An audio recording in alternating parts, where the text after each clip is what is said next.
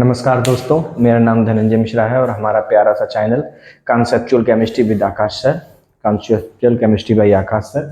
इसके बारे में सर बच्चों हम आपसे कुछ डिस्कस करना चाहते हैं कि आज से हम अपने सिलेबस में क्या एक नई चीज़ ऐड कर रहे हैं, जिसमें हम क्या करेंगे, कक्षा 10 की सारी वीडियो जो फिजिक्स, केमिस्ट्री, मैथ और मतलब टॉपिक्स वाइज टॉपिक इस तरीके से डालते जाएंगे। लेकिन आज से जो हमारा नया सेशन स्टार्ट हो रहा है वो क्या है, फिजिक्स की पार्ट का, और जिसमें हम एक के बाद एक क्रम से वीडियो डालेंगे बच्चों। तो बच्चों सबसे पहले हम बात करते हैं, मैं आपको फिजिक्स पढ़ाऊंगा और हमारे दूसरे सर आकाश उपाध्याय सर आपको केमिस्ट्री पढ़ाएंगे। ठीक है, इस तरीके से। और विमल दुबे सर हैं जो आपको बायो की क्लास प्रोवाइड कराएंगे। ठीक है सर। तो बच्चों आइए हम आज अपना फिजिक्स का टॉपिक स्टार्ट करते हैं। आ जाओ।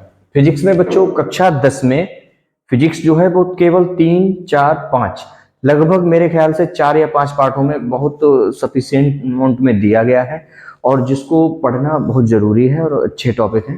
तो हम क्या करते हैं, पहला अपना टॉपिक स्टार्ट करते हैं। ठीक है, तो हमारे पार्ट का पहला पार्ट है कक्षा 10। ठीक है, विज्ञान। ठीक है बच्चों, इसमें बच्चों हमारा है, हम बात करेंगे भौतिक विज्ञान की। ठीक, भौतिक विज्ञान की बच्चों हम बात करेंगे।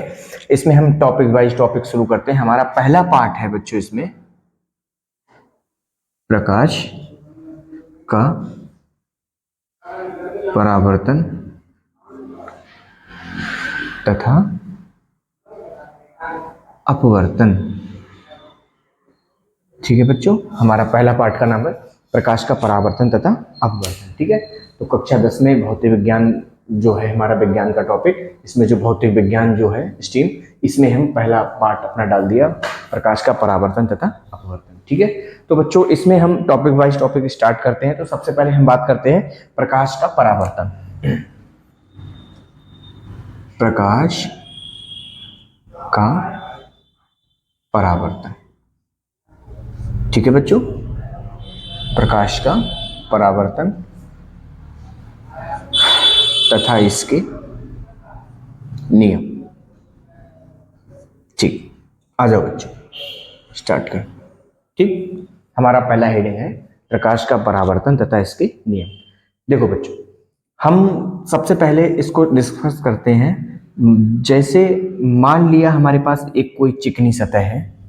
ठीक है, इस सतह के नीचे की तरफ अगर हम कह सकते हैं यहाँ पर कहीं कलई लगी हुई है इस तरीके से, और जैसे ही प्रकाश किसी चिकनी सतह पर आकर टकराता है, गिरता है, तो प्रकाश जहां से ही गिरा तो इसी माध्यम में बच्चों ये वापस निकल जाए, क्योंकि हमको पता है जैसे ही हम किसी चिकनी सतह पर प्रकाश डालते हैं तो प्रकाश आके इस तरीके से गिरता है और इधर वापस निकल जाता है।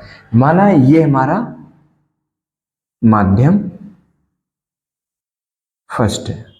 ठीक, ये हमारा माध्यम पहला है और ये हमारा माध्यम सेकंड है।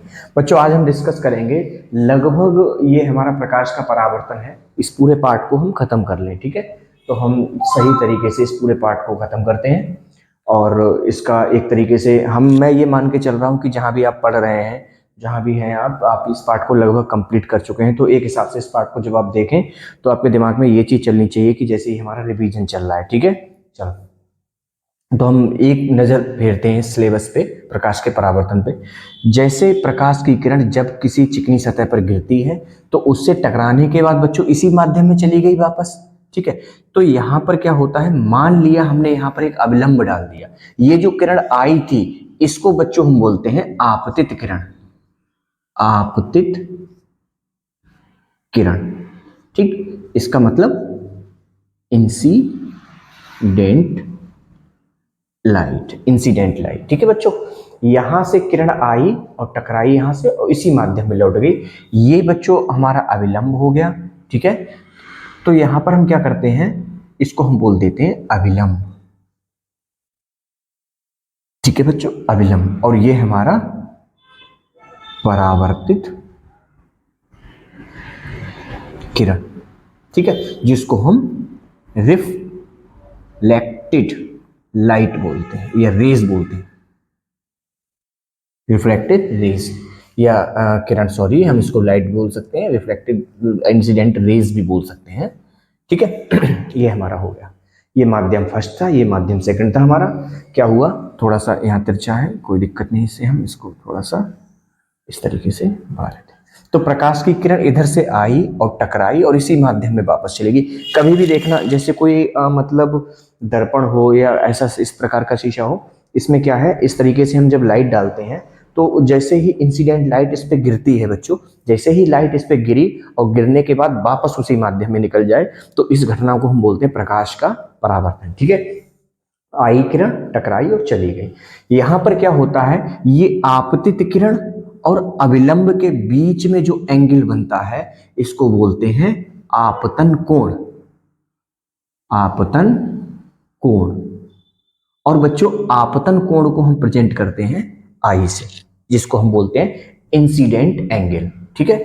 और यहां से अविलंब और परावर्तित किरण के बीच के कोण को हम क्या बोलते हैं, परावर्तन कोण, कोण, जिसको हम आर से रिप्रेजेंट करते हैं, ठीक है। तो ये हमारा कोण आई, ये हमारा कोण आर, ठीक है। ये हमारी सरफेस, ये इंसिडेंट लाइट, ये रिफ्लेक्टेड लाइट, ठीक है। ये हमारा अभिलंब परपेंडिकुलर, ठीक है बच्चों। तो इस तरीके से हम परावर्तन को एक्सप्लेन कर सकते हैं। तो नॉर्मल सी एक परिभाषा हम क्या बोल सकते हैं, जब प्रकाश किसी चिकनी सतह पर या चिकनी सतह पर जैसे ही गिरता है, टकराता है, तो उससे टकराने के बाद वापस उसी माध्यम में लौट जाता है, इस घटना को हम प्रकाश का परावर्तन बोलते हैं, ठीक है। तो होता क्या है, प्रकाश का परावर्तन, जैसे ही प्रकाश किसी सतह पे गिरा और जो ऐसी सतह जो थी, जो चिकनी थी, रिफ्लेक्टर थी जिसमें, तो उससे टकराने के बाद में वापस उसी माध्यम में चला जाए आराम से, इसको हम क्या बोलते हैं, प्रकाश का परावर्तन। इसमें आपतित किरण और अभिलंब के बीच का कोण आपतन कोण, और परावर्तित किरण और अभिलंब के बीच का कोण जो होता है वो परावर्तन कोण होता है। इस तरीके से परावर्तन, ये आई। होता क्या है, जो साइंटिस्ट थे स्नेल,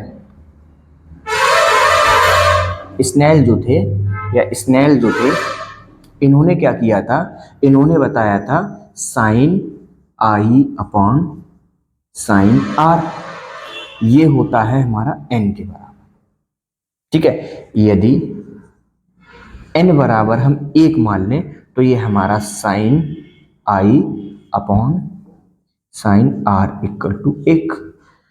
इसके बटे में बच्चों हम एक कर सकते हैं, इसकी और इसकी क्रॉस मल्टीप्लाई कराओ, तो बच्चों साइन आई बराबर साइन आर।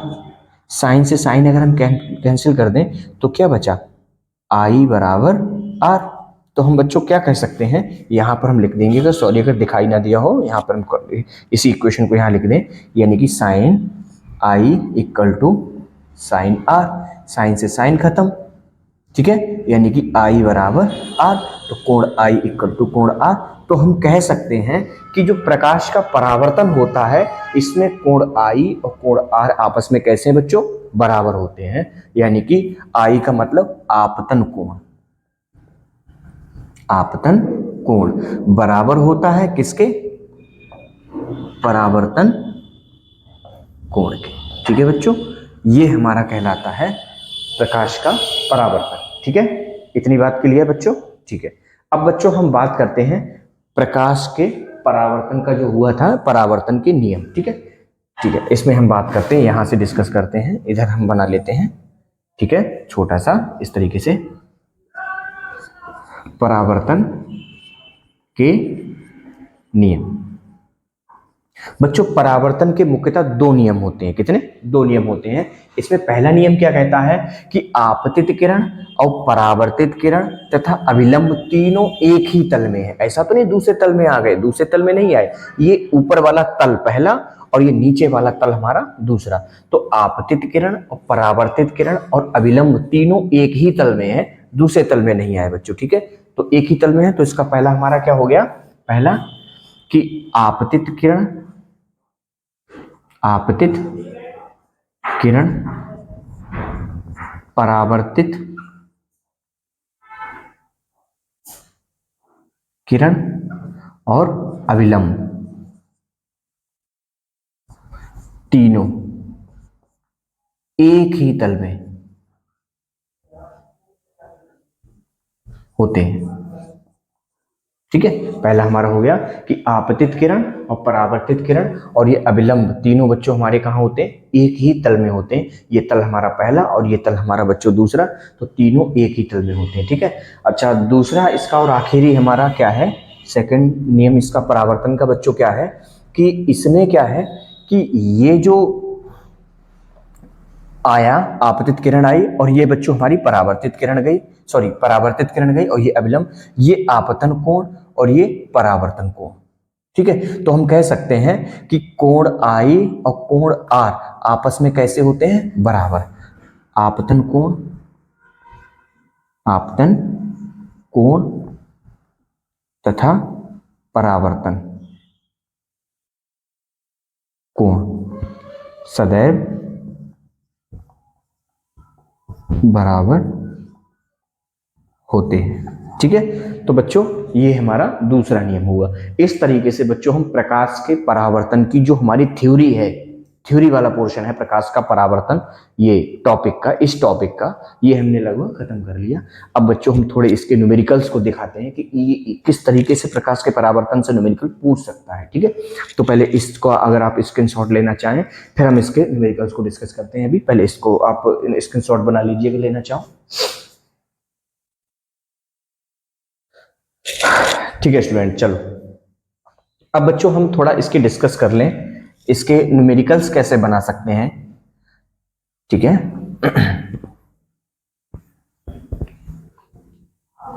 इसके बारे में बात करते हैं।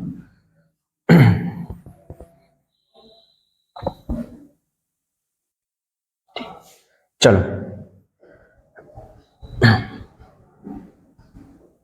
एक सिंपल सा न्यूमेरिकल बनाते हैं हम यहाँ से, बहुत नॉर्मल सा, जो मुझे लगता है कि सारे बच्चे आराम से इसका आंसर कर सकते हो।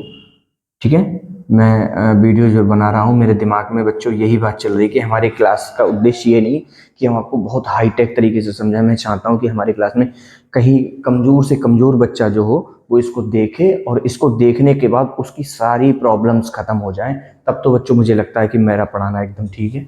चलो अगली बात करते हैं कि इसके हम अगर न्यूमेरिकल्स बनते हैं कि अगर हमसे सवाल पूछा जाए कि यदि किसी आपतित किरण और अभिलंब के बीच का कोण 30 डिग्री है तो आर, ये हमारा आई हो गया, ये हमारा आर, तो यदि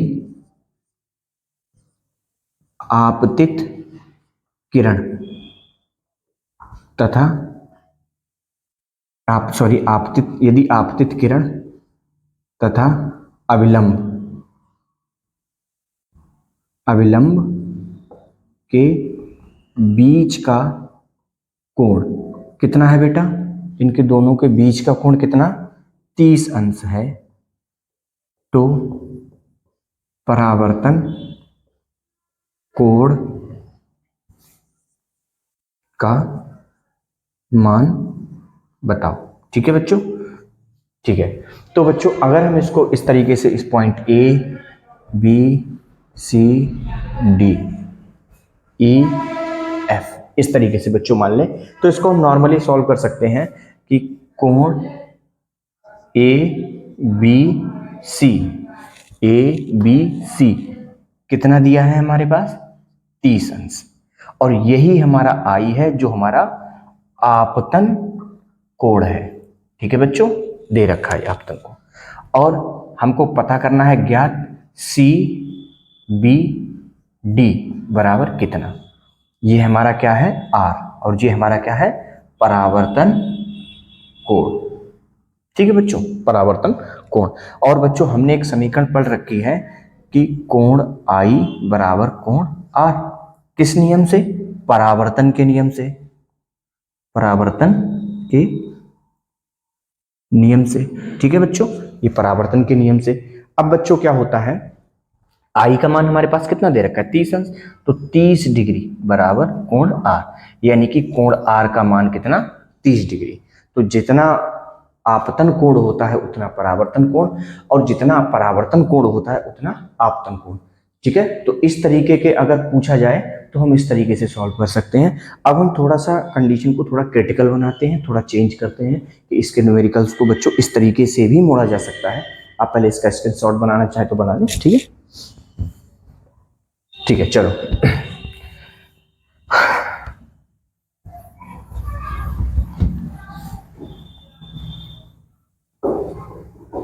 ठीक है।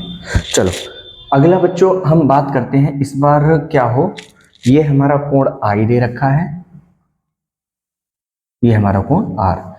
इस बार बच्चों क्या हुआ कि हमारा जो सवाल है इस तरीके से हम बना लें, ये जो आपतित किरण है बच्चों, ये आई हुई किरण आपतित किरण, यदि आपतित किरण तथा सतह के बीच का कोण 30 अंश है, यानी कि ए बी ई, यानी कि हम लिख सकते हैं कोण ए बी ई बराबर 30 अंश हो, तो कोण सी बी डी बराबर कितना, यानी कि परावर्तन कोण का मान बताओ। ठीक है, इसमें बच्चों आपतित किरण और सतह के बीच का एंगल दे दिया उन्होंने 30 अंश। ठीक है, ये 30 अंश दे दिया और पूछ लिया गया क्या, ये वाला एंगल पूछ लिया कि भैया ये आर बताओ, आर कितना होगा, ये वाला और ये वाला दिया। हमको पता है जितना आई होता है उतना आर होता है, लेकिन यहां पर क्या आई ही नहीं दिया है, केवल आर पूछ लिया गया है। तो बच्चों होता क्या है, हमने पढ़ रखा है कि जैसे ये एक एक्सेस बना दिया गया, तो ये वाला कोण इस पर कितने पर काटेगा, 90 पर। ये वाला कोण इसके प्रति कैसा होगा, 90। ये कितने पर है, 90, और ये कितने पर है, 90, सब एक दूसरे के साथ 90 पे। तो वही तो कंडीशन बच्चों यहां पर बन रही है, देखो यहां पर ध्यान से, ये वाली कंडीशन, ये ठीक है, ये कंडीशन, ये 90 डिग्री। ठीक है, तो अगर ये 90 डिग्री है पूरा और मैं इसमें बीच में ऐसा कर दूं, तो ये आधा हो गया ना, मतलब 45 इधर हो गया, 45 इधर हो गया, है ना, क्योंकि टोटल जोड़ के 45 प्लस 45 कितना हो गया, 90। तो बच्चों सेम कंडीशन यहां पर, ये 30 है तो ये टोटल कितना था हमारा, ये 90 था, 30 बच्चों इधर निकल गया, ये कितना रिमाइंडर बचा, 90 में से 30 गया, 60 बचा बच्चों, कितना ये 60 और 30 90 पूरा। अगर हमारा आई अगर हमको पता चल जाए 60 अंश, तो कोण आर हमको पहले पता चल जाएगा 60 अंश होगा, यानी कि ये भी हमारा कितना होगा बच्चों, 60 अंश होगा। यही हमारा आंसर हो गया। तो इस तरीके से हमको 90 से माइनस करना पड़ता है। तो बच्चों ये प्रॉब्लम है जो इसमें आती है हमारी, प्रकाश के परावर्तन और परावर्तन से जो न्यूमेरिकल्स वगैरह बन सकते हैं उस टाइप से बनते हैं। ठीक है बच्चों, अब चाहे वो ये वाला एंगल देके पूछ ले और इसको पूछ ले, अच्छा ये वाला 60 है तो ये वाला बच्चों कितना हो गया, ये वाला भी 30 हो गया, तभी तो ये भी 90 होगा, ये भी 30 हो गया। तो हम हर एंगल को इस तरीके से निकाल सकते हैं। ठीक है, अच्छा अब बच्चों यहां पर आती है एक, हमने क्या पढ़ा था, मतलब एक, चलो अच्छा पहले आप इसका स्क्रीनशॉट बना लो, फिर हम नेक्स्ट टॉपिक करते हैं, इसको बनाना चाहो। ठीक है, ठीक है बच्चों, चलो अब मुझे इतना बता दो, कोई बच्चा प्रकाश में, जैसे प्रकाश में परावर्तन होता है, ठीक है, ऐसे ही ध्वनि का भी परावर्तन होता है। हमारे लेबोरेटरी में एक वो आता है, एक यंत्र होता है जिसमें हम साउंड का परावर्तन नापते हैं। ठीक है, उसमें क्या करते हैं, साउंड के परावर्तन को जब नापा जाता है तो ये इस तरीके का वो होता है। ठीक है, वहां पर ये सारी कंडीशन खत्म, एंगल्स ये हमने सब हटा दिया, ये वाले सब, ठीक है, इसको हम इस तरीके से, और ये वाला भी इस तरीके से। ठीक है, साउंड रिफ्लेक्टर होता है, इस तरीके का होता है साउंड रिफ्लेक्ट, ये हमारा एंगल होता है। इसमें ये होता है, ये हमारा पैमाना होता है। ठीक है, इसमें अगर हम यहाँ पर बोलना शुरू करें, यहाँ पर कोई घड़ी स्टॉप वॉच रख दें और यहाँ पर करें, और यहाँ पर बच्चों हम कान लगाएं, क्या लगाएं, कान लगाएं, और यहाँ पर बच्चों जो हम बोलते हैं, अगर यहाँ पर अविलंब और ये आपतन किरण जो होती है, यहां पर इन दोनों का एंगल अगर 40 डिग्री पे है मान लिया, तो जब ये 40 डिग्री पर ये होगा तब हमको बिल्कुल साफ ध्वनि सुनाई देगी। लेकिन जैसे ही हम इससे 40 से करके इसको 30 पे ले आएंगे तो भले ही हम पास में आ गए लेकिन ध्वनि आना थोड़ा सा कम हो जाती है। ठीक है, यानी कि इधर भी ध्वनि आएगी, इधर भी आएगी, इधर भी आएगी, इधर भी आएगी, इधर भी आएगी, इधर भी आएगी, इधर। लेकिन जो 40 पर ध्वनि होगी, 40 पर ध्वनि होगी वो सबसे ज्यादा तेज होगी। ठीक है, तो इस तरीके से हम साउंड का रिफ्लेक्टर करते हैं। साउंड बोल सकते हैं कि साउंड में भी रिफ्लेक्शन का गुण पाया जाता है। ठीक है, चलो ये आप, ठीक है, अगले टॉपिक की हम बात करते हैं। तो बच्चों इस तरीके से हमारा प्रकाश का परावर्तन टॉपिक समाप्त होता है। आओ बच्चों हम अपने नेक्स्ट टॉपिक पे चलते हैं।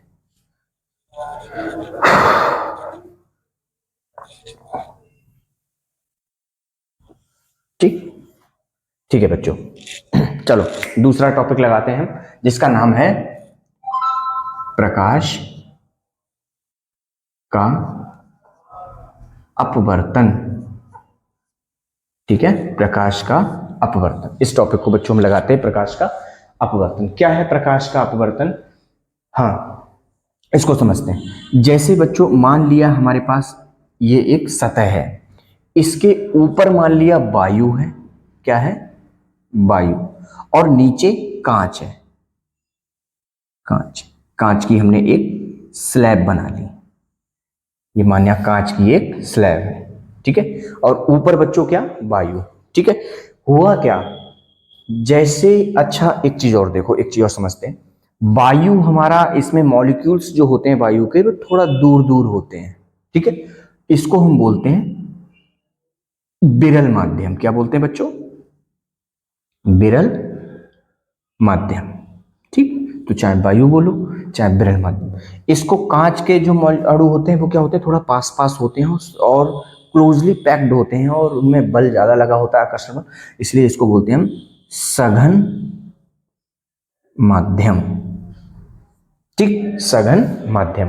बच्चों हुआ क्या, जैसे ही प्रकाश की कोई किरण जो आपतित किरण है किसी विरल माध्यम से सघन माध्यम में गिरती है, और इस चीज को बच्चों हम यहां पर बना देते हैं अभिलंब, अभिलंब। और बच्चों ये हमारी हो गई आपतित किरण, आपतित किरण, जो किरण आ रही है ये हमारी आपतित किरण हो गई, और ये हमारा हो गया अभिलंब, अभिलंब। ठीक है बच्चों, ये हमारी आपतित किरण हो गई और ये हमारा अभिलंब हो गया।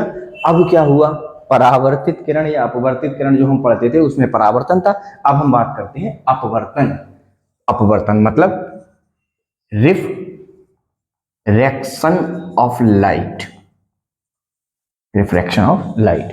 अब बच्चों क्या होता है यहां पर, जैसे ही प्रकाश की कोई किरण आई और किसी विरल माध्यम से सघन माध्यम में गई, तो इस माध्यम में कम जाती, बहुत माइन्यूट तरीके से जाएगी उधर, बट उसका मोस्टली पार्ट जो होता है अपने माध्यम को चेंज कर देता है, एक इस माध्यम से दूसरे माध्यम में प्रवेश कर जाती है। अब यहां पर क्या हुआ, इस किरण को बच्चों जाना चाहिए था इस तरीके से, होता क्या, ये कोण हमारा आई और यहां पर ये वाला कोण हमारा आर, यानी कि बन क्या रहा था, कोण आई।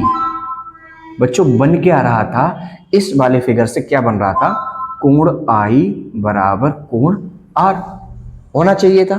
ठीक है, क्योंकि जितना आई इधर से आई इधर चले गए, लेकिन बच्चों ऐसा नहीं है। ऐसा हुआ क्या, is not equal to R. क्यों ऐसा, क्यों ऐसा? इसलिए सुनो, हुआ ये, जब किरण विरल माध्यम से सघन माध्यम में प्रवेश करी तो सीधे ना जाकर थोड़ा सा बैंड हो जाती है, अंदर की तरफ मुड़ जाती है, अभिलंब की तरफ मुड़ जाती है, इस तरीके से, इस तरीके से। थोड़ा सा ये जाना तो चाहिए इसको इधर से, लेकिन इधर ना जाकर ये किरण थोड़ा सा अंदर की तरफ बैंड हो जाती है, इसको हम बोलते हैं आर, अपवर्तन, अपवर्तित किरण। ये हमारा आई, ये हमारा आर। थोड़ा अगर छोटा लग रहा हो बच्चों, थोड़ा और इधर बना देते हैं, ये हमारा आर बन गया। ठीक है, और ये नीचे की तरफ निकल जाती है। ठीक है बच्चों, यही इस तरीके। ठीक है, क्लियर? तो कह सकते हैं आपतित किरण और ये हमारी अपवर्तित किरण, अपवर्तित किरण। ठीक है, अपवर्तित किरण। हुआ क्या, आगे की बात बच्चों देखो, जैसे आपतित किरण जैसे ही विरल माध्यम से सघन माध्यम में प्रवेश किया तो किरण थोड़ा सा बेंड हुई। अब मुझे इतना बता दो बच्चों, ये आई जो है और ये हमारा आर है, तो आई ग्रेटर देन आर, सीधी सी बात है, क्योंकि अगर ये बच्चों मान लिया 30 अंश है तो क्या ये 30 अंश होगा? नहीं होगा, 30 से थोड़ा सा कम होगा, क्योंकि अंदर की तरफ बेंड हुई है, ये 30 से कम होगा। तो यानी कि हम कह सकते हैं कि कोण आई जो होगा इज ग्रेटर देन, बड़ा है किससे? कोण आर से। ये और ये कंडीशन बच्चों कब बनती है? कब बनती है? ये कंडीशन बनती है जब किरण विरल माध्यम से सघन माध्यम में प्रवेश करे, ठीक है बच्चों, ये हमारी कंडीशन तब बनती है। चलो ये बच्चों हमारी पहली कंडीशन हो गई। ठीक है, अब हम बात करते हैं दूसरी कंडीशन की, कि अगर अगर अगर किरण को नीचे से ऐसे यहां से डाला जाए, इस तरीके से ऐसे डाला जाए, तो बच्चों जब किरण यहां से डाली गई तब आपतित किरण ऊपर ना होकर नीचे हो जाए, क्योंकि आपतित किरण का मतलब जहां से किरण आ रही है, जहां से आती हुई प्रतीत होती है, तो वहां पर वो हो गई हमारी आपतित किरण।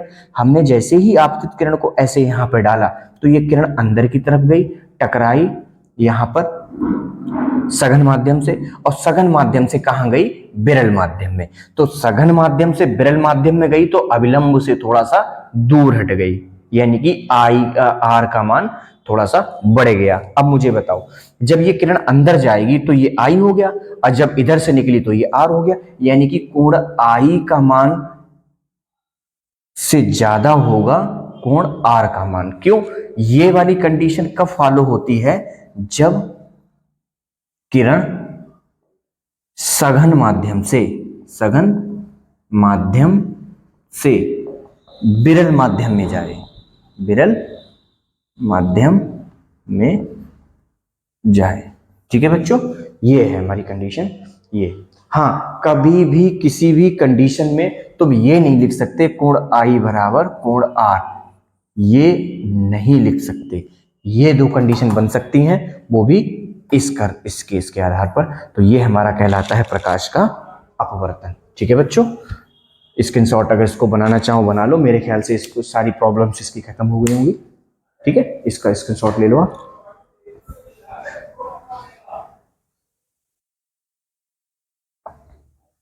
ठीक है बच्चों, चलो हम अपना नेक्स्ट टॉपिक बच्चों स्टार्ट करते हैं, जिसका नाम है गोलीय दर्पण। ठीक है बच्चों, अब बच्चों एक चीज मान के चलो, ये हमारा प्रकाश का हमने पहले परावर्तन पढ़ा, उसके न्यूमेरिकल्स किए, प्रकाश का अपवर्तन पढ़ा, इसको हमने समझ लिया, इसकी कंडीशंस को पढ़ ली। अब 10th के एग्जाम में तुमको 101% या तो परावर्तन मिलता है या प्रकाश का अपवर्तन मिलता है। इन दो टॉपिकों में से एक टॉपिक हमको बिल्कुल रखा हुआ सा मिलता है। ठीक है, तो इसको प्लीज इसको बहुत ध्यान से पढ़ो। अब हम अगले टॉपिक की बात करते हैं, कुछ बात दर्पण से भी करते हैं क्योंकि इसके न्यूमेरिकल्स भी हमको करने हैं। ठीक है, तो हम थोड़ी बात दर्पण तक पहुंचाते हैं। दर्पण क्या चीज होता है इसके बारे में बात करते हैं।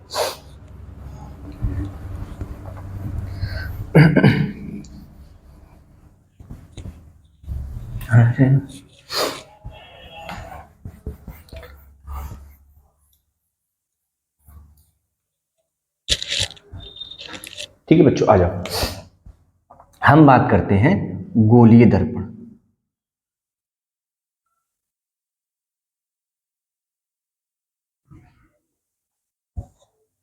ठीक है,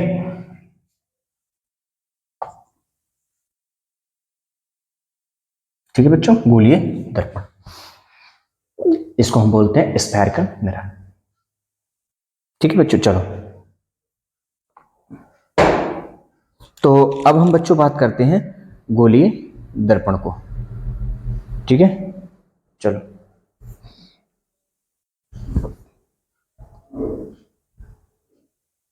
देखो, गोलीय दर्पण की बच्चों बात करें, माना हमारे पास एक कांच का खोखला गोला है, ठीक है। ये हमारे पास एक कांच का खोखला गोला है, ठीक है। दो हमारे पास गोले हैं, गोल नहीं है पर गोले हैं, ठीक है। ध्यान से समझो। तो हुआ क्या बच्चों, हमने इस गोले का ये सेंटर होगा ना, इस गोले का ये सेंटर होगा, बहुत ध्यान से पढ़ो, सारे कॉन्सेप्ट एकदम क्लियर, ठीक है। हुआ क्या बच्चों, ये हमारे पास स्फीयर था, खोखला था, हॉलो था, ये भी हमारे पास गोला है, खाली था, ठीक है। तो हुआ क्या, ये कांच का था, तो सबसे पहले बच्चों हम क्या करते हैं, इसको हमने इस तरीके से साफ कर दिया, आधा इस गोले को काट दिया, हम कह सकते हैं इस तरीके से हमने काट दिया। अब हमने क्या किया, इस गोले को हमने इधर से काट दिया, या कोई दिक्कत नहीं है, हम इस तरीके से भी काट सकते हैं, नो प्रॉब्लम। ये हमने दो गोले काट दिए। अब ये इस समय कांच का है, लेंस की भांति वर्क करेगा, क्यों, क्योंकि हमने इसमें कहीं भी कलई नहीं करी, अभी हमको ट्रांसपेरेंट दिख रहा है। हम क्या करते हैं, इसके पीछे से हम कलई कर दें, इस तरीके से इस पे हमने कलई कर दी, यानी कि माना ये हमारा M1 और ये हमारा M2। ऐसे ही इसमें हमने दबा हुआ तल जो है इस पर कलई कर दी, और इसको हमने मान लिया M1 M2, ठीक है बच्चों, ठीक है। तो बच्चों हम गोलीय दर्पण की बात करें, तो गोलीय दर्पण एक ऐसा दर्पण होता है जिसके एक सिरे पर कलई तथा दूसरा सिरा इसका परावर्तक सिरा होता है, ठीक है बच्चों। दोबारा से सुनो, गोलीय दर्पण एक विशेष प्रकार का दर्पण होता है, इसके एक सिरे पर कलई और दूसरा सिरा जो होता है बच्चों इसका परावर्तक होता है। परावर्तक का मतलब लाइट डालो और सट से लाइट पीछे, ठीक है। तो ये है, तो ये हमारा परावर्तक हो गया। अब हमने ये समझ लिया गोलीय दर्पण क्या है, कि एक सिरे पर कलई तथा दूसरा सिरा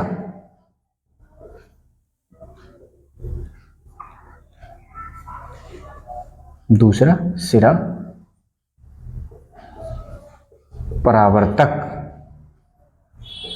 होता है, मतलब रिफ्लेक्टर होता है हमारा, ठीक है।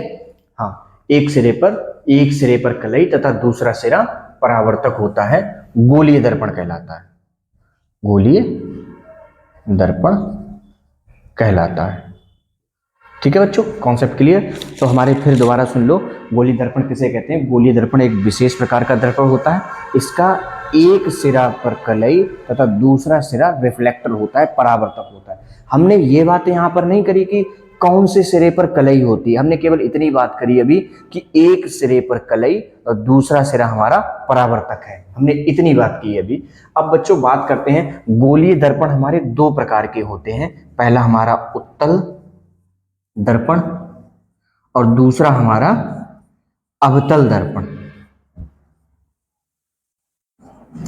ठीक है। गोलीय दर्पण, दूसरा हमारा अवतल दर्पण, ठीक है। तो बच्चों सबसे पहले उत्तल दर्पण की बात करें, तो उत्तल दर्पण ऐसा दर्पण होता है जिसका दबा हुआ तल पर कलई और उभरा हुआ तल परावर्तक होता है। देखो कौन सा है, दबा हुआ तल हो उस पर क्या होनी चाहिए, कलई होनी चाहिए, और जो उभरा हुआ तल है वो रिफ्लेक्टर होना चाहिए, वो परावर्तक होना चाहिए। अब देखो दबा हुआ तल भैया कौन सा, ये रहा हमारा दबा हुआ तल, और इस दबे हुए तल पर बच्चों क्या है, कलई है, और उभरा हुआ जो तल है बच्चों हमारा वो क्या है, परावर्तक है। तो ये जो हमारा मिरर हो गया, ये जो हमारा दर्पण हो गया, ये हमारा दर्पण कैसा है, उत्तल दर्पण, ठीक है बच्चों, उत्तल दर्पण। और ये जो हमारा है दर्पण, इसमें क्या है, उभरा हुआ तल जो है उस पर कलई है, और जो दबा हुआ तल है ये हमारा कैसा है, परावर्तक। तो ये हमारा हो गया अवतल दर्पण। तो बच्चों सीधी सी बात है, हम नॉर्मल बोल सकते हैं, गोलीय दर्पण क्या होता है, जिसके एक सिरे पर कलई तथा दूसरा सिरा परावर्तक होता है, ठीक है। दो प्रकार का होता है, अवतल दर्पण, उत्तल दर्पण। अवतल दर्पण वो दर्पण होता है जिसके उभरे हुए तल पर कलई तथा दबा हुआ तल कैसा होता है, रिफ्लेक्टर होता है, परावर्तक होता है। उत्तल दर्पण में क्या होता है, दबे हुए तल पर कलई और उभरा हुआ तल कैसा होता है, उभरा हुआ तल परावर्तक होता है। जैसे हमारे पास अभी दो मिरर रखे हुए हैं, इसको हम बात करते हैं। देखो ये हमारे पास दो मिरर हैं, ये मिरर हैं दोनों, ठीक है। इसकी बात करते हैं बच्चों।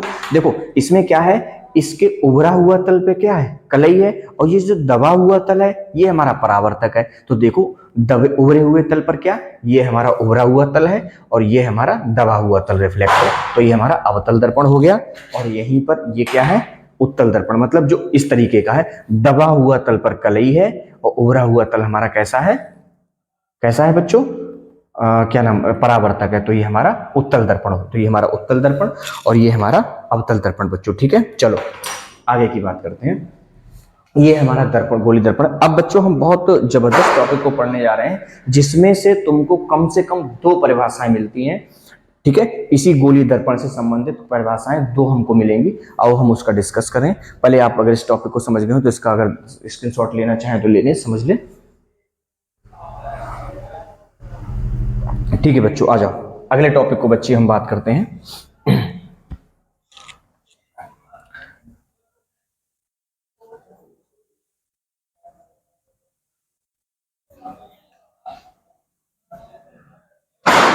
गोली दर्पण से संबंधित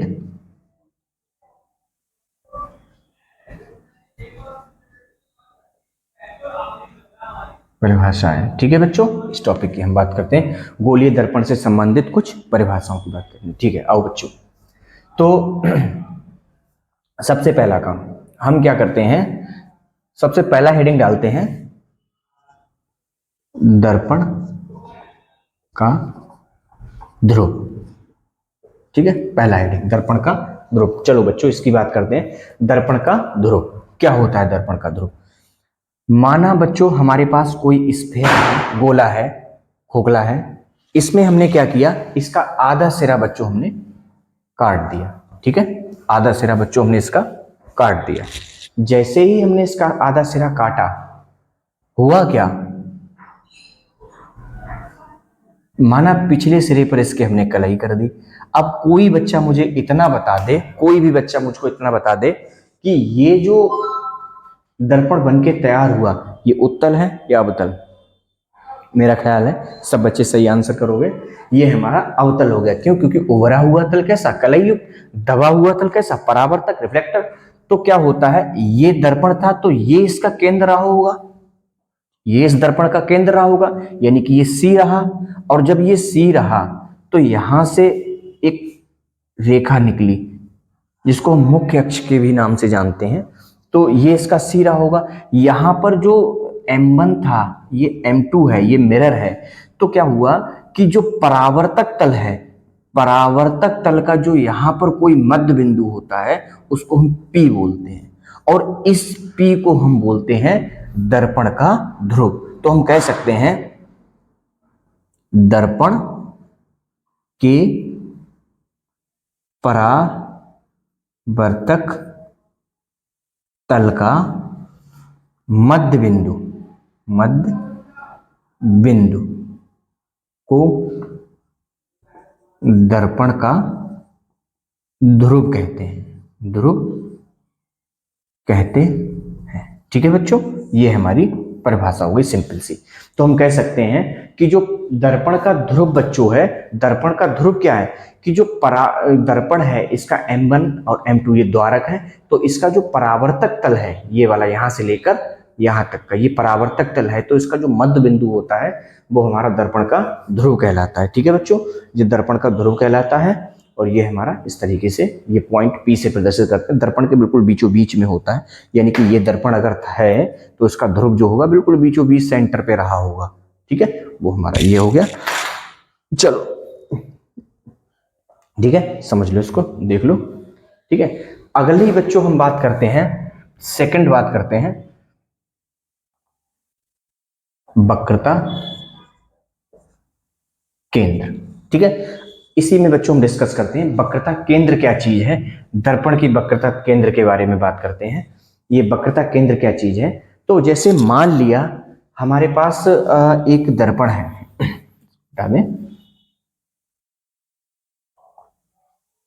ठीक है, ये इस समय हमारे पास एक दर्पण है इस तरीके से।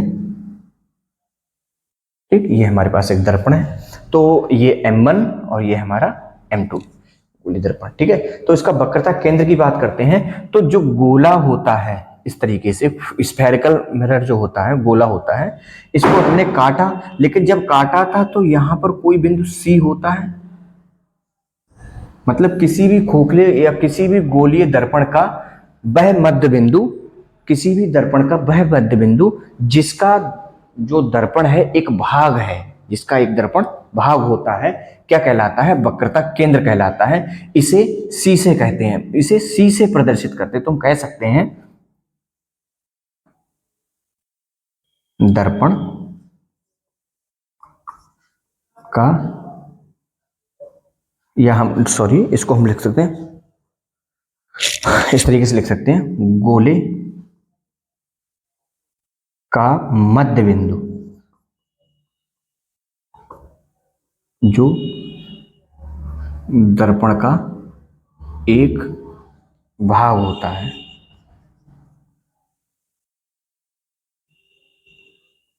वक्रता केंद्र कहलाता है। इसे सी से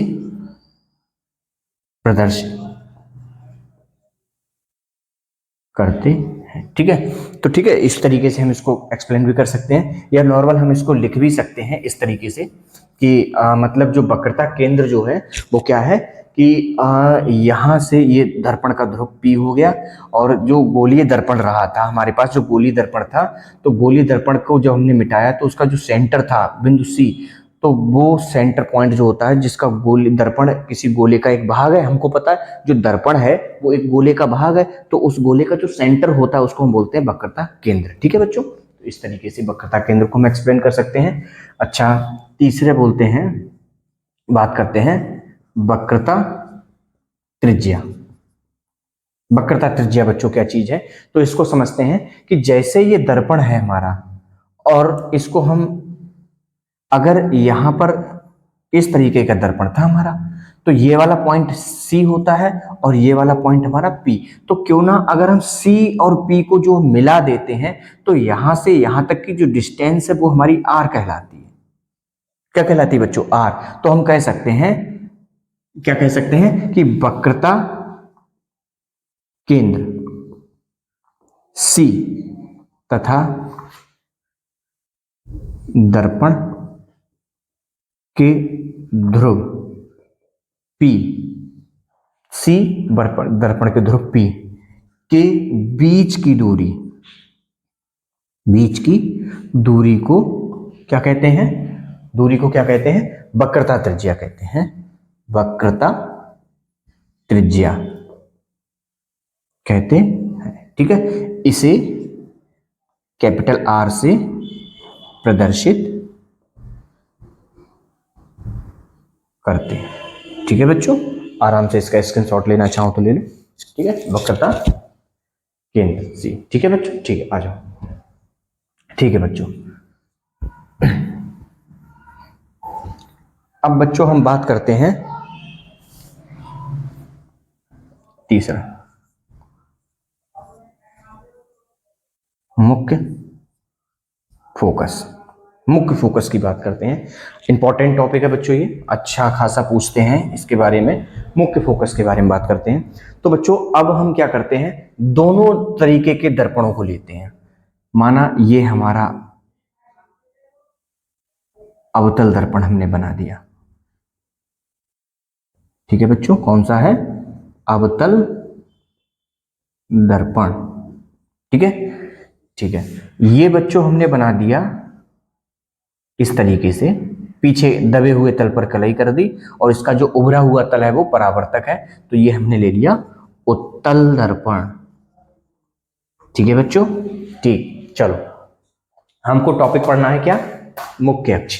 मुख्य अक्ष में बच्चों हम क्या करते हैं, जैसे हमने ये इसका सेंटर रहा होगा C, ये इसका बिंदु P रहा होगा। माना इस पे हमने कोई किरण डाली इस तरीके से, और ये इस तरीके से निकल आई। ज़्यादा आगे नहीं पढ़ाएंगे, यहाँ तक बढ़ाएंगे, इस तरीके से निकल आई। ठीक है, दूसरी बच्चों हमने किरण डाली, ये टकराने के बाद में भी ये यहाँ से निकली इस तरीके से। हमने नीचे किरण डाली, ये टकराई, ये भी यहाँ से निकली। बच्चों ये डाली, ये भी यहां से निकली। तो यहां पर जो किरण काट रही हैं सब, इस बिंदु को बोलते हैं मुख्य फोकस एफ। ये किसमें? अवतल दर्पण में। यानी कि अवतल दर्पण में जो फोकस बनता है वो कहां बनता है?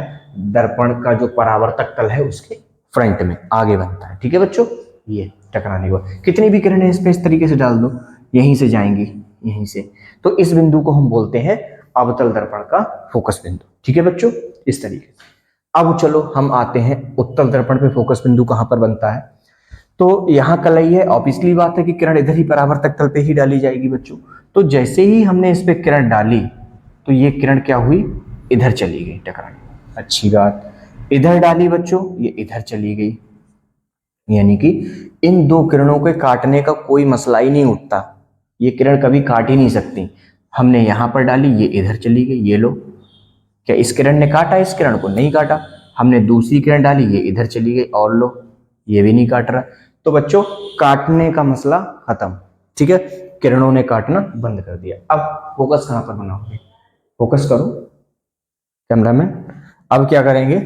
तो हम क्या कर सकते हैं कि मतलब ये हमारा जो था मुख्य अक्ष रहा होगा, ये बिंदु C और ये दर्पण का ध्रुव P, और दर्पण के ध्रुव P और मुख्य अक्ष C को जो मिलाने वाली रेखा होती है, सॉरी दर्पण के केंद्र, ये क्या बोलते हैं, वक्रता केंद्र C, सॉरी माफी चाहूंगा, ये तुम्हारा बिंदु C है, ये हमारा हो गया वक्रता केंद्र, और ये हमारा दर्पण का ध्रुव। तो दर्पण के ध्रुव और केंद्र को जो मिलाने वाली रेखा होती है उसको हम बोलते हैं मुख्य अक्ष। हम पढ़ेंगे अगली परिभाषा में।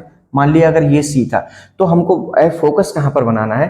तो हम आंशिक रूप से, माना ये किरण यहां से गई, माना ये वाली किरण इधर से गई, ये किरण मान लिया इधर से गई, ये किरण मान लिया इधर से, तो दर्पण के पीछे मिला देते हैं, सामने ना मिलाकर पीछे। आंशिक रूप से होता नहीं है ऐसा, हम मान लेते हैं कि माना इनको हम पीछे तक खींच दें, ऐसे जा रही हो, और इस वाले बिंदु को हम बोल देते हैं एफ की फोकस यहां पे बन रहा है उत्तल दर्पण में। तो यानी कि हम कह सकते हैं उत्तल दर्पण में जो फोकस बनता है वास्तविक नहीं बनता, आभासी बनता है। ठीक है, ये, और इसमें क्या बनता है? वास्तविक बनता है। ठीक है, तो चलो इस तरीके से मुख्य अक्ष ये हमारा हो गया मुख्य फोकस। अब बच्चों हम बात करते हैं, इसका स्क्रीनशॉट ले लीजिए उसके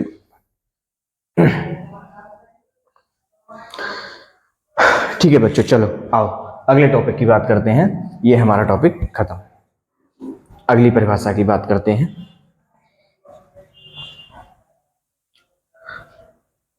मुख्य फोकस, आगे बात करते हैं मुख्य अक्ष। मुख्य अक्ष की बात करें जिसको हम बोलते हैं प्रिंसिपल एक्सिस, इसकी बात करते हैं। तो कोई सा भी दर्पण ले लो बच्चों, चाहे उत्तल दर्पण ले लो चाहे अवतल दर्पण ले लो। तो बच्चों हमने ये अवतल दर्पण ले लिया, ये हमने इस पर पीछे कलाई कर दी, हमारा अवतल दर्पण बन के तैयार। ये हमारा क्या हो गया? दर्पण का केंद्र C, और यहाँ पर रहा होगा बिंदु P, यानी कि वक्रता केंद्र और मुख्य अक्ष को मिलाने वाली रेखा, ये कहलाती हमारी मुख्य अक्ष। क्या कहलाती है बच्चों? हमारी मुख्य अक्ष कहलाती है। ठीक है, ठीक है बच्चों, चलो तो इस तरीके से हमारा मुख्य अक्ष तैयार हो गया। तो हम कह सकते हैं मुख्य अक्ष में क्या, कि ये हमारा वक्रता केंद्र C और दर्पण का ध्रुव P को मिलाने वाली रेखा क्या कहलाती है? प्रिंसिपल एक्सिस, मेन एक्सिस, मुख्य अक्ष। ठीक है, प्रिंसिपल एक्सिस। ठीक है, चलो ये हमारा मुख्य अक्ष हो गया। अच्छा, ये बच्चों टॉपिक हमारे खत्म हो गए। अच्छा, अब हमको पता है अगली चीज फोकस दूरी जो होती है। यहाँ पर जैसे जहाँ पर भी हमारा फोकस बनेगा और यहाँ से यहाँ तक की डिस्टेंस जो होती है वो f होती है। कितनी होती है? f होती है। ठीक है, ये वाला f, ये वाला f, इधर का भी f, अगर ये भी जितनी दूरी ये उतनी दूरी ये, और ये टोटल हमारी कितनी बेटा?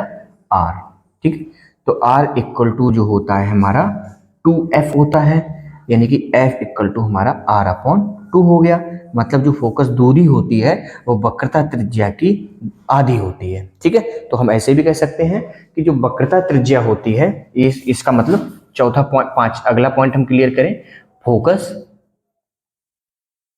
दूरी। ठीक है, चलो हम इसको सही से डिस्कस करते हैं बच्चों, फोकस दूरी की बात करते हैं। ठीक है, मान लिया बच्चों जैसे कि, ठीक है, मान लिया बच्चों जैसे ये हमारा बिंदु F है, ठीक है। और यहाँ से यहाँ तक की दूरी हमारी वक्रता त्रिज्या होती है r, और ये हमारा फोकस हो गया, और यहाँ से यहाँ तक की डिस्टेंस f होती है, स्मॉल f। यानी कि जितनी ये है उतनी ये होगी, मतलब जो टोटल r होता है वो 2f के बराबर होता है, यानी कि f इक्वल टू r/2 हम लिख सकते हैं। यानी कि जो फोकस दूरी होती है, फोकस दूरी जो होती है ये हमारी वक्रता त्रिज्या की आधी होती है, ठीक है। इस तरीके से हम इसको लिख सकते हैं, फोकस दूरी, ठीक है बच्चों। तो इस तरीके से हमने फोकस दूरी वाला भी टॉपिक बच्चों खत्म कर लिया। चलो फटाफट इसका स्क्रीनशॉट बनाओ, फिर अगले हम टॉपिक पे चलते हैं, ठीक है बच्चों। ठीक है, तो ये थी बच्चों हमारी कुछ दर्पण से संबंधित कुछ महत्वपूर्ण परिभाषाएं जो हमने डिस्कस कर ली, ठीक है। चलो हम अगले अपने टॉपिक को चलते हैं, अगला टॉपिक खत्म करेंगे।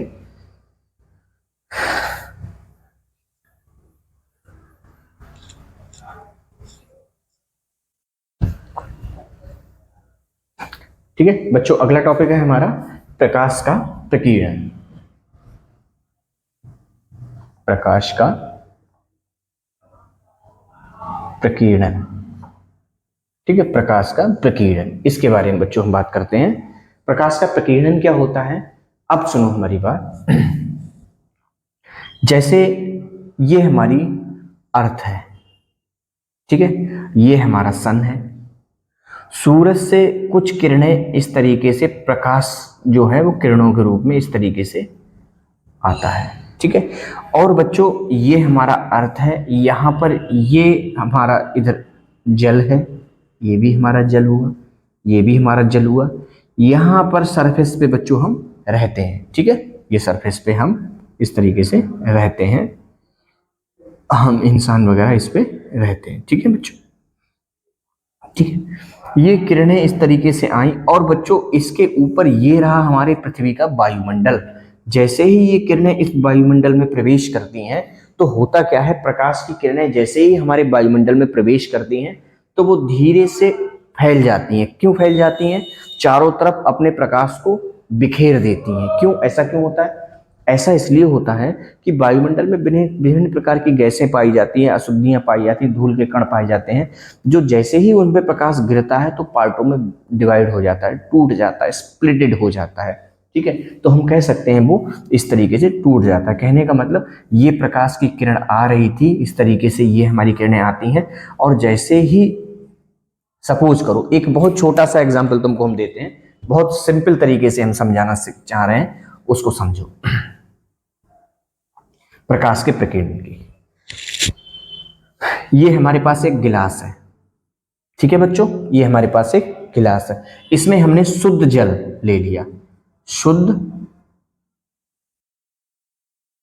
जल, ठीक है। जैसे ही हमने इस पे लेजर लाइट डाली तो ये लाइट इससे टकराती है और इधर निकल जाती है, और यहाँ पे थोड़ा थोड़ा रेड कलर होता है, लेकिन ऊपर सेम कलर रहता है, नीचे से हल्का सा थोड़ा सा डिफेक्ट होता है, लाइट इस तरीके से आती है और सीधी चली जाती है। वही काम हम क्या करें, दूसरा गिलास लिया हमने वैसा ही, और वही वाटर इसमें भी डाल दिया, वही जल हमने इसमें भी डाल दिया, लेकिन इस बार जल में हमने थोड़ा सा सॉल्ट जैसे नमक वगैरह इसमें डाल दिया और इसमें मिला दिया नमक, इस तरीके से।